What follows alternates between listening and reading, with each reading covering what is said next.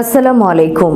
আমন্ত্রণ জানাচ্ছি জাগো স্পোর্টসে। আপনাদের সাথে আছি আমি মমতাজ শাহিন রুম্পা। শুরুতেই জানিয়ে দিব আপডেটগুলো।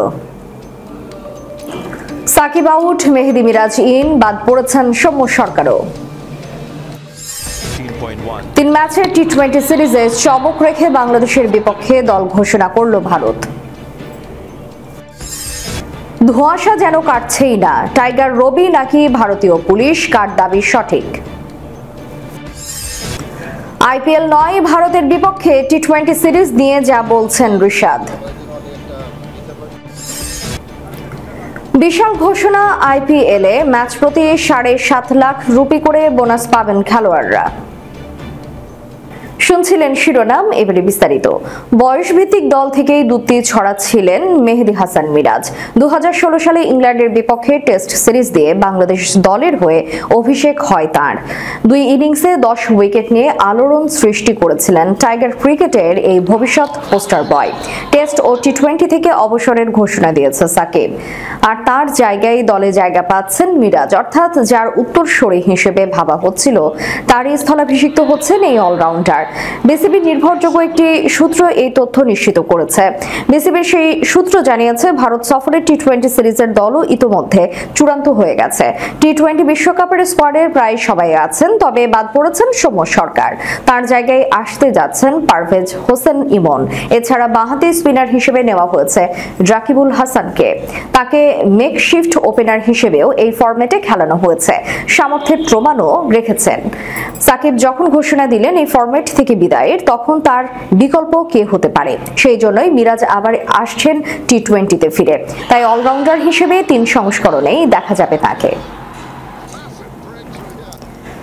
এদিকে 3 ম্যাচের টি-20 সিরিজে চমক রেখে বাংলাদেশের বিপক্ষে দল ঘোষণা করল ভারত। কানপুরে টেস্ট সিরিজের পর বাংলাদেশ বিপক্ষে 3 ম্যাচের টি-20 সিরিজ খেলবে ভারত। তবে টেস্ট সিরিজ শেষ হওয়ার আগেই চমক রেখে বাংলাদেশের বিপক্ষে দল ঘোষণা করেছে ভারত। ঘোষিত দলে দীর্ঘদিন পরে ডাক পেলেন কলকাতা নাইট রাইডার্সের তারকা স্পিনার বরুণ চক্রবর্তী।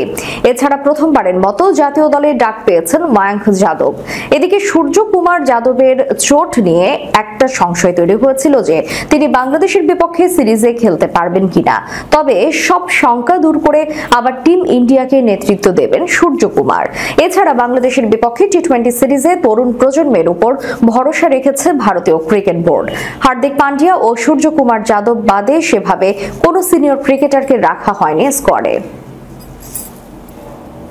ধোঁয়াশা যেন কাটছেই না, টাইগার রবি নাকি ভারতীয় পুলিশ, কার দাবি সঠিক? বাংলাদেশ ক্রিকেটের ভক্ত হলে ব্যাপারটি আপনার জানা থাকার কিন্তু কথা। না জানা থাকলে তাদের জন্য বলা, কানপুর টেস্ট পণ্ড করে দেওয়ার হুমকি ছিল অখিল ভারতীয় হিন্দু মহাসভার। শেখ হাসিনা সরকার পতনের পর বাংলাদেশে হিন্দুদের উপর আক্রমণ এবং নৃশংসতার অভিযোগ তুলে ভারতীয় এই ধর্মীয় সংগঠন কানপুর টেস্ট এবং গোয়ালিয়রে প্রথম টি-20 ম্যাচ বাতিলের আহ্বান জানিয়েছিল। তখন থেকেই সংশয়ের কাঁটা তারে আটকে যায় কানপুর টেস্ট। তবে ভারতীয় ক্রিকেট কন্ট্রোল বোর্ড আশ্বস্ত করেছিল কানপুরেই হবে সিরিজের দ্বিতীয় টেস্ট। এজন্য বাংলাদেশ দলকে 3 স্তরে নিরাপত্তা দিচ্ছে ভারত সরকার। সূচি অনুযায়ী কোনো বাধা ছাড়াই শুরু হয়েছে কানপুর টেস্ট। তবু নিরাপত্তার প্রশ্ন এড়াতে পারল না বিসিসিআই এবং উত্তরপ্রদেশ পুলিশ। বাংলাদেশ ক্রিকেটের অন্যতম সমর্থক রবিউল ইসলাম রবি, যাকে সবাই টাইগার রবি নামে চেনেন, কানপুর টেস্টের প্রথম দিনে ভারতীয়দের বিরুদ্ধে মারধরের অভিযোগ তোলেন এই বাংলাদেশি সমর্থক। রবির দাবি, গ্যালারিতে 15 জন ভারতীয় সমর্থক তাকে লাঞ্ছিত এবং মারধর করেছে। যদিও উত্তরপ্রদেশ পুলিশের দাবি কোনো প্রকার লাঞ্ছনার শিকার হননি রবি। প্রশ্নটা এখানে উঠে যায়, তাহলে কার দাবি সঠিক? রবি মিথ্যা বলছেন নাকি পুলিশ মিথ্যা বলছে? প্রথমে রবির বক্তব্য শোনা যাক। শুক্রবার শুরু হওয়া কানপুর টেস্টে বাংলাদেশ ইনিংসের লাঞ্চের সময়কার ঘটনা এটি।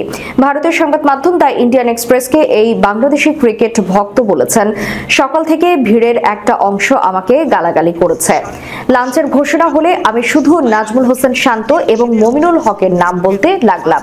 এর মধ্যে কয়েকজন আমাকে ধাক্কা দিতে শুরু করে, আমার মাস্কট এবং পতাকা ছিঁড়ে ফেলার চেষ্টা করে। আমি বাধা দিলে তারা আমাকে মারতে শুরু করে। সামাজিক যোগাযোগ মাধ্যমে একটি ভিডিও ছড়িয়ে পড়েছে, যে ভিডিওতে দেখা যাচ্ছে মাটিতে পড়ে আছেন রবি। এরপর তাকে ধরাধরি করে পুলিশ ও স্টেডিয়ামের লিয়াজো অফিসাররা স্টেডিয়ামের ভেতরে নিয়ে যাচ্ছে। কাটছেন। সেখান থেকে তাকে হাসপাতালে ভর্তি করা হয়। এখন রবি অনেকটা ভালোই আছেন, কিন্তু তার অভিযোগ আগের অবস্থানেই আছে, তবে বদলেছে ঘটনার বর্ণনা। হাসপাতাল থেকে ফেসবুকে এক ভিডিও বার্তায় এই ক্রিকেট ভক্ত ঘটনার বর্ণনা দিয়েছেন এভাবে: আমি স্টেডিয়ামের 2 নম্বর গেট দিয়ে নিচে নামছিলাম। ওই সময় একজন পেছন থেকে আমার পিঠে ঘুষি মারে, আমি মাটিতে পড়ে যাই।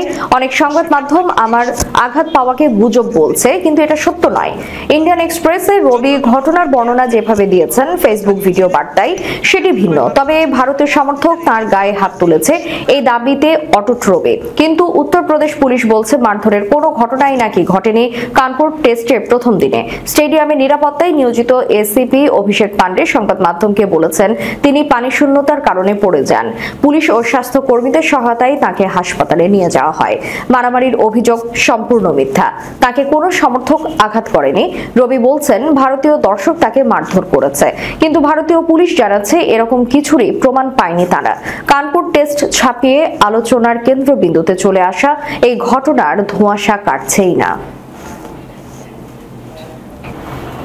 আইপিএলে খুব বেশি ক্রিকেটার সুযোগ পাননি খেলার। আইপিএলে বাংলাদেশের মুখ বলতে মোস্তাফিজুর রহমান আর সাকিব আল হাসানকেই বোঝায়, আবার তাসকিন আহমেদের মতো পেসার ডাক পেয়েও খেলার সুযোগ পাননি বিসিবি অনাপত্তি পত্র না দেওয়ায়।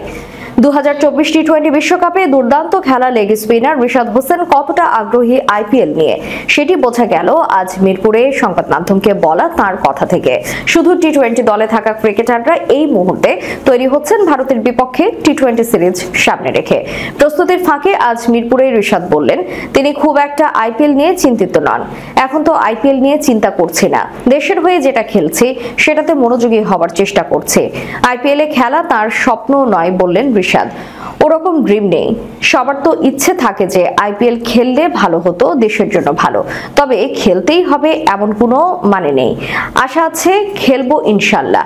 রিশাদ সুযোগ পেয়েছেন অস্ট্রেলিয়ার বিগ ব্যাশের দল হবার্ট হ্যারিকেন্সে। বিগ ব্যাশ আর বিপিএল কাছাকাছি সময়ে হওয়ায় বিগ ব্যাশের পুরোটা সময়ে তার খেলা হবে না। রিশাদ বললেন বিগ ব্যাশ নিয়ে রোমাঞ্চিত নই, বেশি খুশিও নয়, স্বাভাবিকই আছি যে খেলার সুযোগ পেলে ভালো করার চেষ্টা করব। তিনি আরো যোগ করলেন আশা করা যায় খেলতে পারবো, সামনে বিপিএল আছে, কয়েকটা ম্যাচ খেলতে পারবো ইনশাল্লাহ। সাকিব জানিয়েছেন আন্তর্জাতিক টি-20তে তিনি তার শেষ ম্যাচটি খেলে ফেলেছেন। সাকিবের শূন্যতা দূর করা কতটা চ্যালেঞ্জিং সেটির উত্তরে রিশাদ বললেন সাকিব ভাই হঠাৎ এই সিদ্ধান্ত নিয়েছেন যেটা আমাদের জন্য হতাশার ব্যাপার, চেষ্টা করব সর্বোচ্চটা দেওয়ার। তিনি আরো যোগ করেছেন আমরা 5-6 জন স্পিনার আছি, সবাই মিলে আলোচনা করছি কিভাবে ভারতের মাঠে বা সামনে যে খেলা আছে ভালো করা যায়। আইপিএল প্রত্যাশী খেলোয়াড়দের জন্য সুখবর, চুক্তির অর্থের পাশাপাশি নতুন করে আয় করার সুযোগ তৈরি হয়েছে। একটি ম্যাচ খেললে ফি হিসেবে একজন খেলোয়াড় 7.5 লাখ রুপি করে পাবেন। শনিবার এই ঘোষণা দিয়েছেন বিসিসিআই সচিব জয় শাহ। চুক্তির অর্থ নিয়ম মাফিকই দিবে ফ্র্যাঞ্চাইজিগুলো। খেলোয়াড়দের দেওয়ার জন্য ম্যাচ প্রতি তাদের কাছে থাকবে 1.05 কোটি রুপি। এই অর্থ প্রতি ম্যাচ লিস্টে থাকা 12 খেলোয়াড় পাবেন। ম্যাচ লিস্টে নাম না থাকলে কেউ এই অর্থ পাবেন না। এই নিয়ম শুধু গ্রুপ পর্বের ম্যাচগুলোর জন্য, প্লে অফের জন্য কোনো ম্যাচ ফি থাকছে না। অর্থাৎ কোনো প্লেয়ার গ্রুপ পর্বের 14টি ম্যাচ খেললে এক মৌসুমে তার পকেটে যাবে 1.05 কোটি রুপি, আর চুক্তি অনুযায়ী তিনি নির্দিষ্ট অর্থ পাবেন। উদাহরণস্বরূপ বলা যায় কাউকে 2 কোটি রুপি দিয়ে কিনে সব কটি ম্যাচ খেলার সুযোগ দিলে তার পকেটে যাবে 3.05 কোটি রুপি। এক্স স্ট্যাটাসে জয় শাহ লিখেছেন আইপিএল এর ধারাবাহিকতা এবং পারফরমেন্সকে উৎসাহিত করার জন্য ঐতিহাসিক পদক্ষেপ গ্রহণ করা হলো। আমাদের ক্রিকেটারদের জন্য ম্যাচ ফি চালু করতে পেরে খুবই ভালো বোধ করছে। প্রতি ম্যাচের জন্য 7.5 লাখ রুপি করে পাবেন আমাদের ক্রিকেটাররা। যে খেলোয়াড় একটি মৌসুমে লিগের প্রতিটি ম্যাচ খেলবেন তিনি চুক্তির অর্থ ছাড়াও বাড়তি 1.05 কোটি টাকা পাবেন। একটি মৌসুমের জন্য প্রতিটি ফ্র্যাঞ্চাইজি 12.6 কোটি টাকা বরাদ্দ করবে। আইপিএল এবং আমাদের খেলোয়াড়দের জন্য নয়া যুগের সূচনা হলো।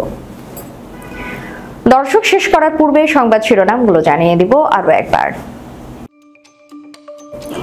সাকিব আউট, মেহেদী মিরাজ ইন, বাদ পড়েছেন সৌম্য সরকারও।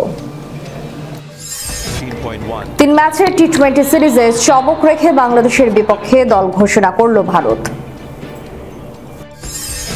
ধোঁয়াশা যেন কাটছেই না, টাইগার রবি নাকি ভারতীয় পুলিশ, কার দাবি সঠিক? আইপিএল নয়, ভারতের বিপক্ষে টি-20 সিরিজ নিয়ে যা বলছেন রিশাদ।